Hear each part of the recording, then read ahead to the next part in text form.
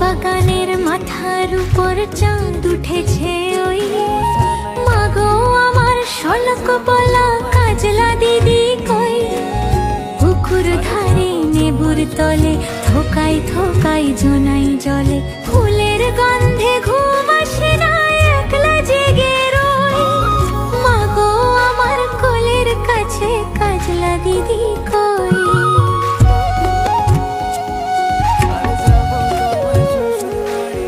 সেদিন হতে দিদিকে আর কেনই বানা ডাকো, দিদির কথায় আঁচল দিয়ে মুখটি কেন ঢাকো।